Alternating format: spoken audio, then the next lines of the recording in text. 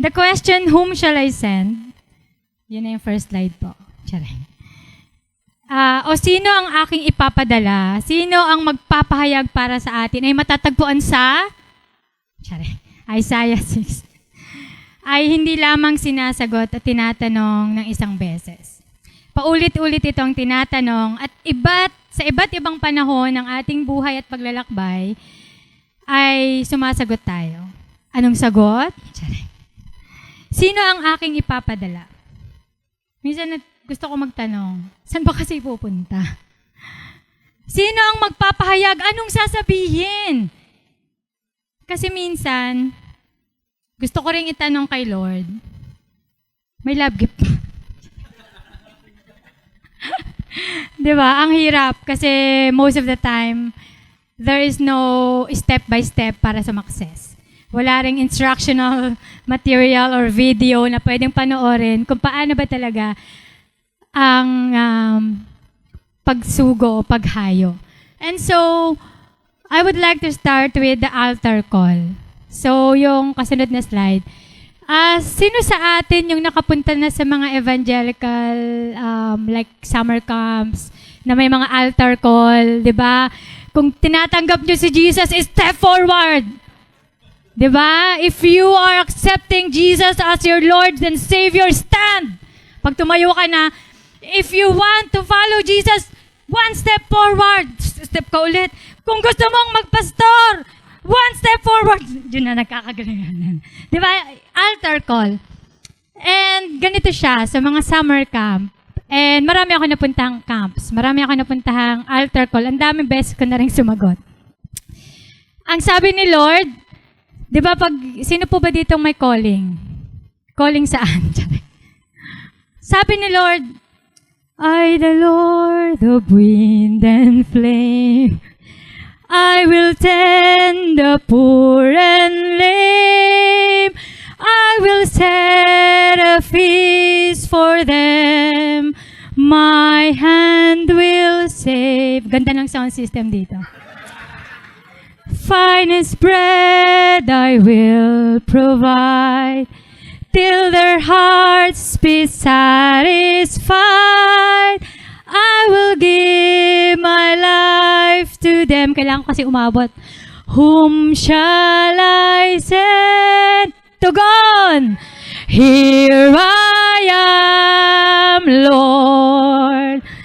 Is it Lord, ako ba? I will have heard you calling in the night. Oh, may cry pa. I will go. Nanginginig pa yan. If you lead me, I will hold your people in my heart. I will hold your people in my heart. Pero galit kayo sa mga nagrayot sa Menjola. Gigil ako sa inyo. I stand before you today not because I am extraordinary. Hindi dahil special ako o maganda ako, oo. I am here today because my life, just like yours, has been shaped by grace. My life has been shaped by community and by the love that refuses to give up.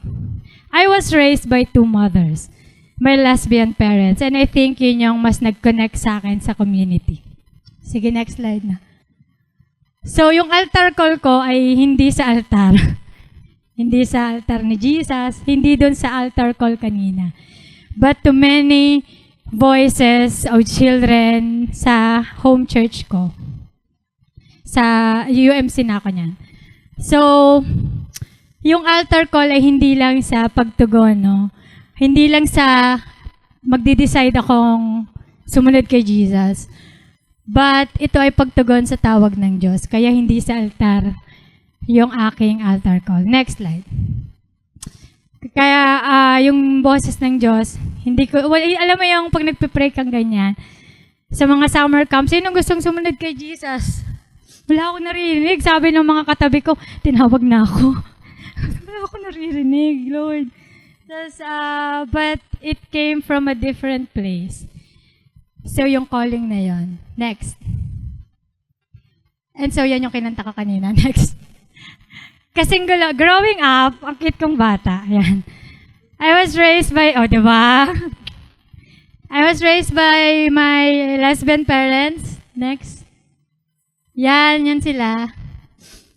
Sa aming tahanan, natutunan ko na ang pamilya ay hindi lamang nakabatay sa tradisyon o kung paano ito dinedefine o inilalarawan ng lipunan.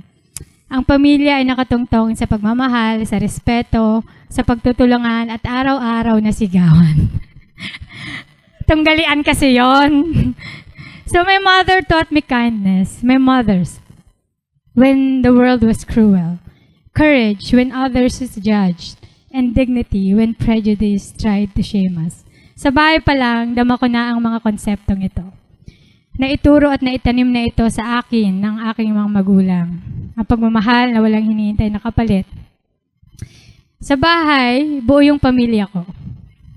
Kahit sabi ng values ed teacher ko, ang tahanan na hindi kompleto, walang nanay, tatay, ate, kuya, mga pusa at halaman. Ay, broken family. So, high school na introduce sa akin yung salitang broken family. And so, sobrang weird sa akin. Sabi, paano yun? Kasi yung nanay ko dalawa, sobra. Kaya siguro magulo. So,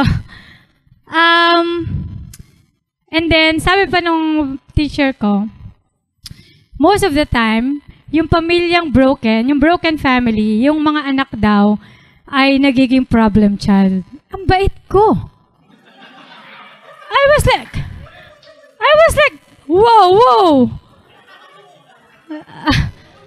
Teka lang. Ang buti ko kaya. Eto pa. Lagi akong liturgy sa simbahan. Catholic kami. Lagi akong liturgy sa simbahan. Favorite ako ng mga madre at pare. Kaya nga tingnan nyo, nakamadre ako nung bata pa lang. Alam nyo ba kung bakit ako nakamadre dyan? Flores de Mayo. Hindi ko maintindihan kung bakit yung mga classmate ko, Reyna Elena, Reyna Emperatriz, Reyna sila, ako madre. Hanggang niliitan ko na yung damit, madre pa din ako. So, alam kong mabuti akong tao. Tsare. Pero sa simbahan, kino-question yung kabuuhan namin. At doon nagsimula yung kontradiksyon sa aking kaibuturan. Kung ang pag-ibig ng Diyos ay walang hanggan, bakit may hangganan sa simbahan? Kung ang pamilya ko ay puno ng pag-ibig, bakit hirap itong kilalanin ng komunidad ng pananampalataya? Pero kahit may mga tanong, nagpatuloy ako. Hindi ako naglakbay mag-isa. I journeyed with companions, mga taong tumulong sa akin maghilom. Mga taong tumulong sa akin magtanong at maniwalang muli na ang aking katawan, ang aking kwento, ang aming pamilya ay tahanan ng Diyos. My call did not come as one dramatic moment. Hindi talaga siya. It's a roller coaster. It unfolded dahan-dahan sa iba't ibang altar ng buhay. Not on the wooden altar in the church, but in the living altar where God's Spirit breathed in real people, in their pains and real hope. Ano kayang kasunod? Yan, ito yung mga youth ko. Ito po yung bago ang trahedya. Yung kasunod, yan po ang trahedya. Masaya naman kami dati, nagwa-Bible study. This picture, I invited my young people to open table, to MCCQC pa. Sa Cubao pa to. Ang tabi niya ay motel. Ganon. So, exposure. So, yun yung mga young people ko. Nasa likod sila. Wait, papakita. Yes, yan yung yellow room. Yan. Ito. Siya yung discipler. Siya yung nagme-mentor sa akin, parang hindi siya masaya. Hindi, pero pumunta kami doon. And then, when we go back to church, nagsisharing kami, umiiyak sila, sabi nila, bakit pareho lang naman pala tayo mag-worship? Sino ba yung nagpe-praise and worship na nakahilos nun? Nakahil. Si Jack, na puro balahibo yung binti. Kala niya, ganda niya. Girl! So, yung mga youth ko, na-bless daw sila. So, kaya hindi nila maintindihan bakit ganun yung pagtingin sa mga bakla. So, yan yung trahedya. Next po. So, mamaya na yan. Diyan na lang muna siya. So, hindi dramatic moment yung aking altar call.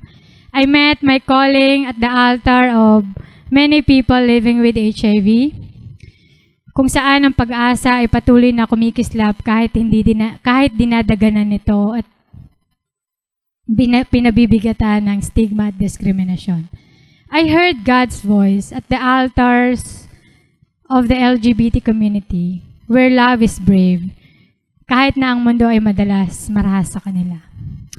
I was shaped by the altar of the Lumad community, sa gitna ng laban para sa lupa, buhay at dangal. I was strengthened at the altar of the farmers, where fight for land, food, and life is a daily call.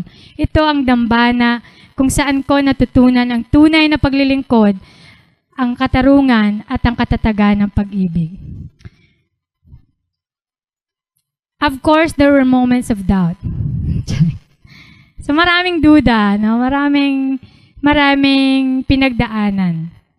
Especially during my ordination journey. Can someone like me really be called by God? Tinawag ba talaga ako?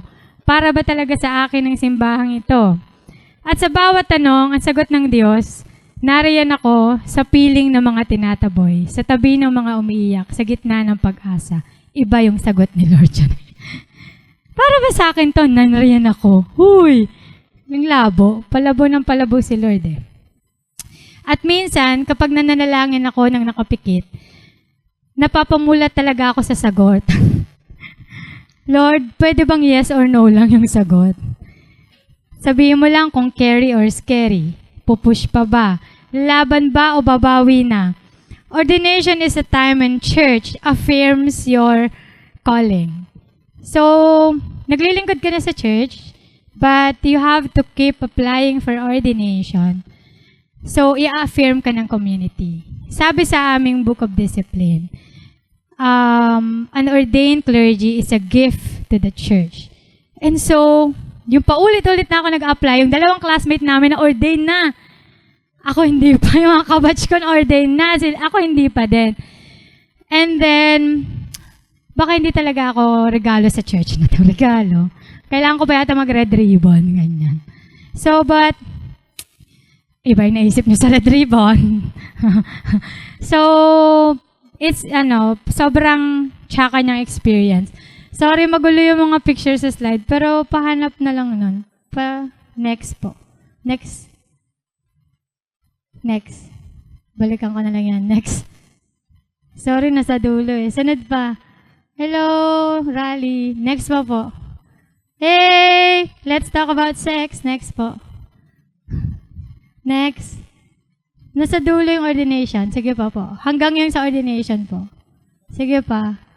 Hindi. Meron yan. Sige, next. Hindi, meron yan. Next. Sige, next. Okay.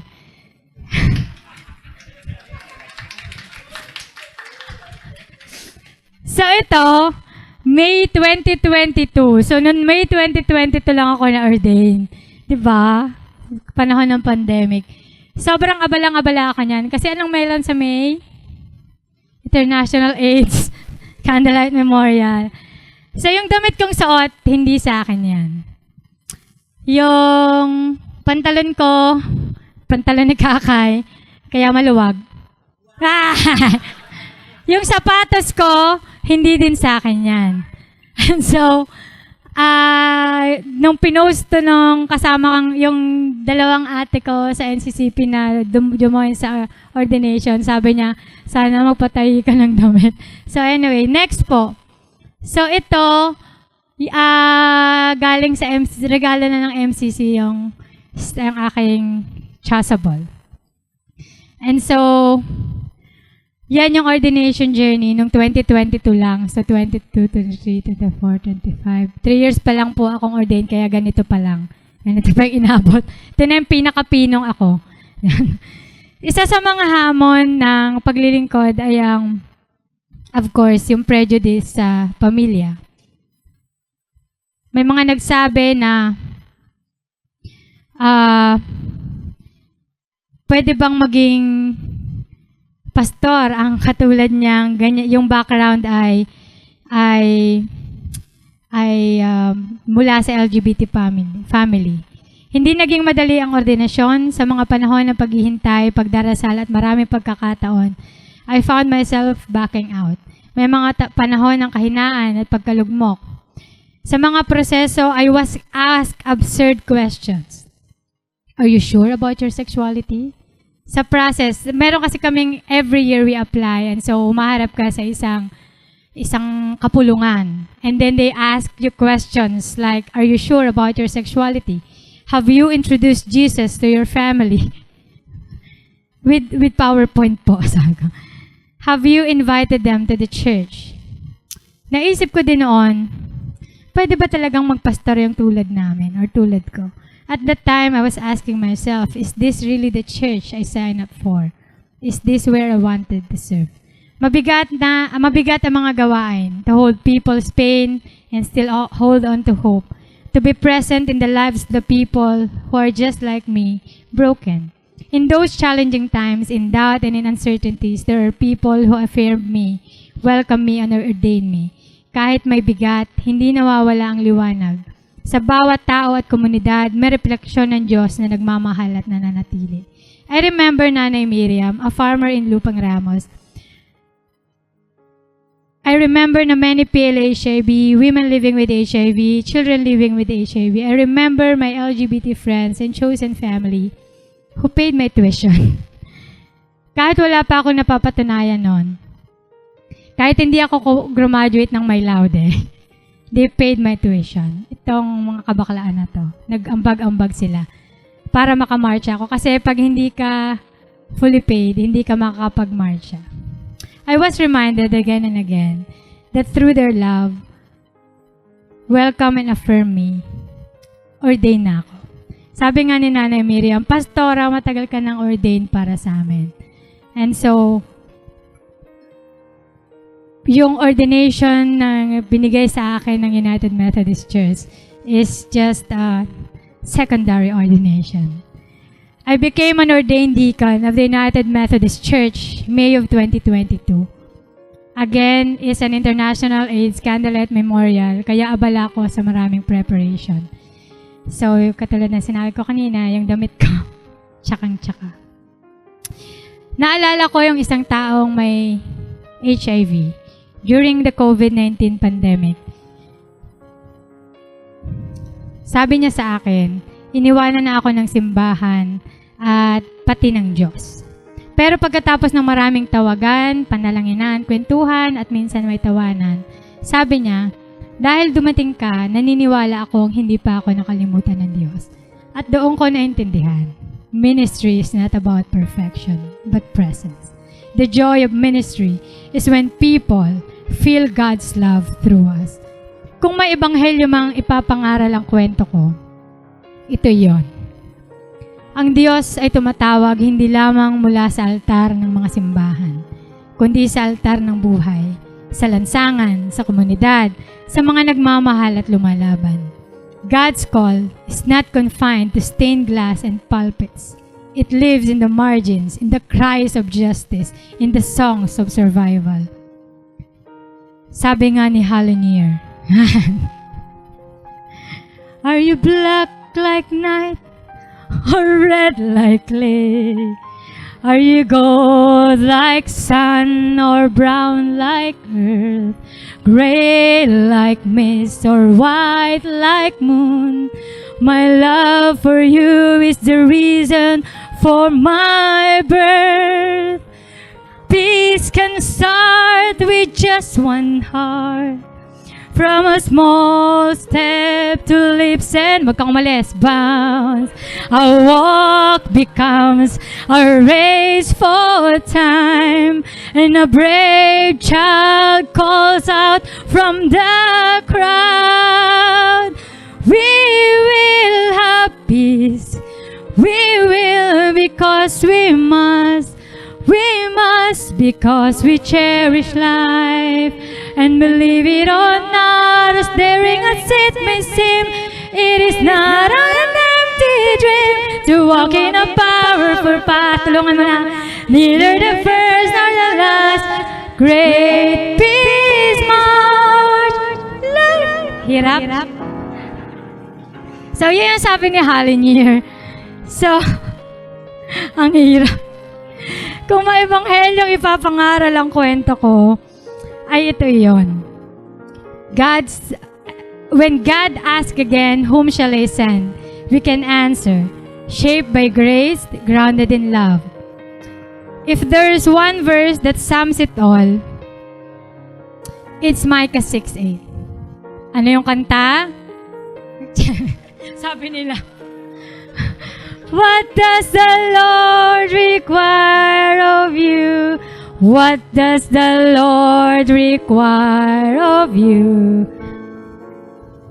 Justice and love kindness, and to walk humbly with your God. Ito ang awit ng mga komunidad na bumuo sa akin.